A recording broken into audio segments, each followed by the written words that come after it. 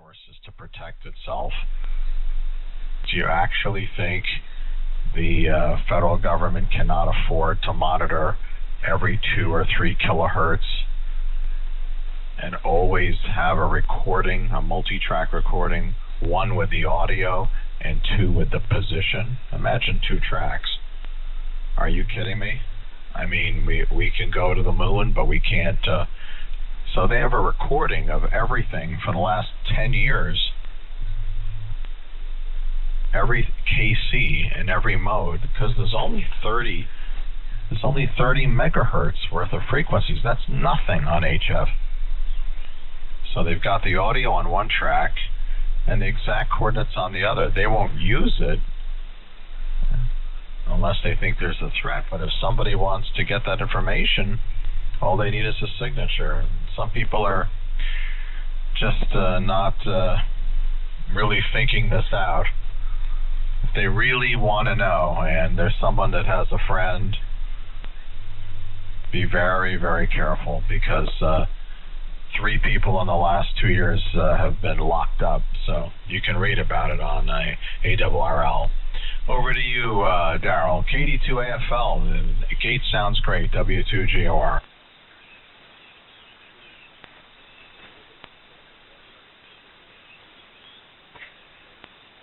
Okay, real good, Gordon. I'm not sure if Daryl came up. I did tell him we were moving up frequency. But yeah, I agree with you. Every transmitter has a footprint or something about it. So, we don't need to say more, but, it's Friday night, man. Just have fun and enjoy yourself. Oh, boy, I tell you, I don't know. Some folks just don't have a life. But anyway, no problem on receiving either one of you guys. I'm hearing both of you excellent. And this may give me an opportunity to switch this amp into the 3 kV position. It's in the low stage right now, so to speak. But yeah, I don't want to have to do that. But Gordon, the density, the audio density is definitely better when you made the second adjustment on it. I can hear it here, and it's like more in your face audio there. Go ahead. Yeah, Roger.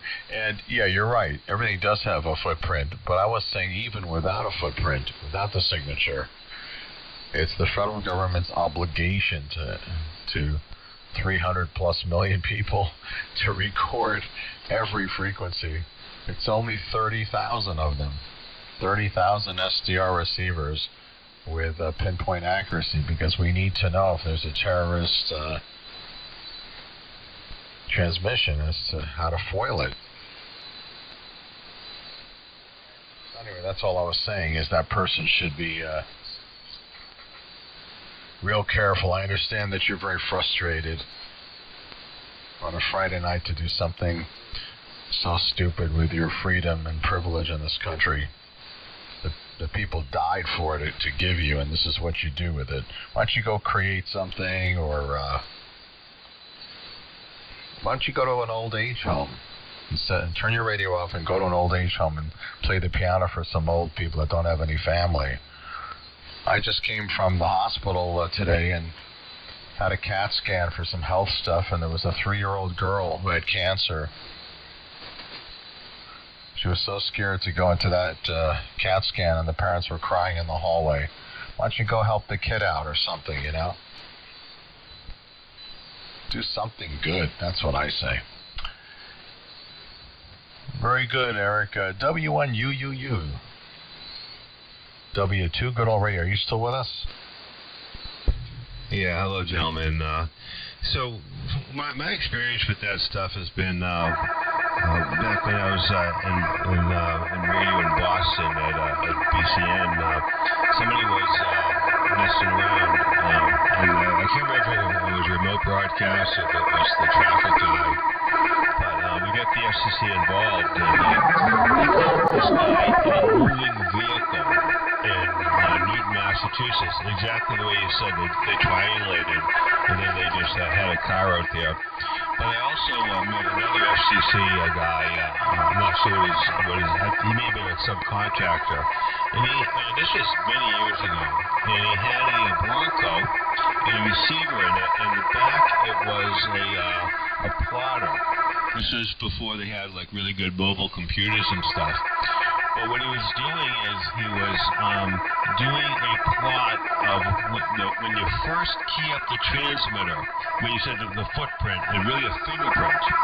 Every transmitter has a different signature when the finals kick in due to the biasing and the inconsistencies in them and the matching.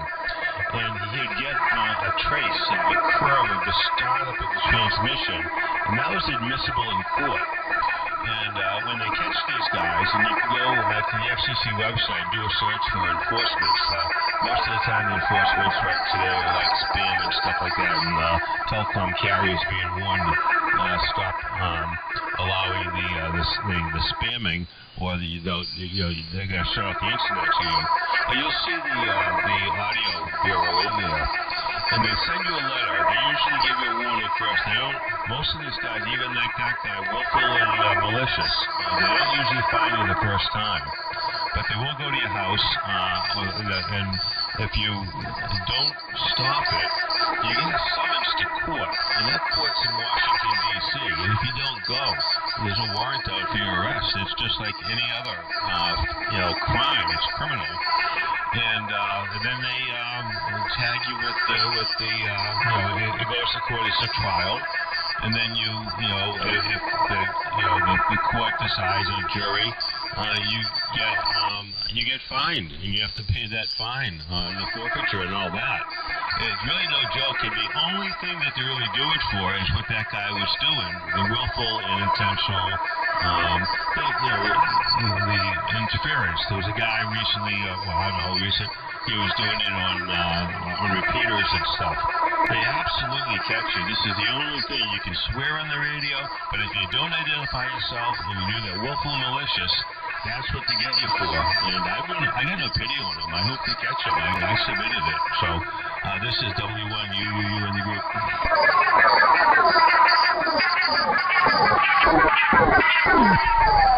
Yeah, very good. No, exactly.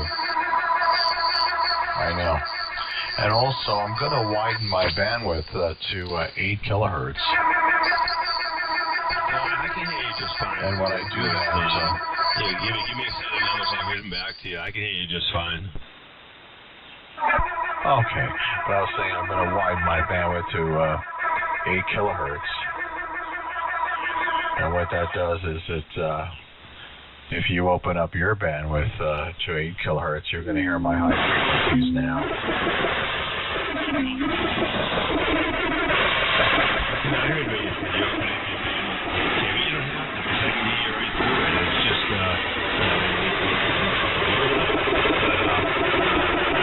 we'll watch. It'll be funny, because a couple months from now, I'll be in the enforcement later and see what this guy is.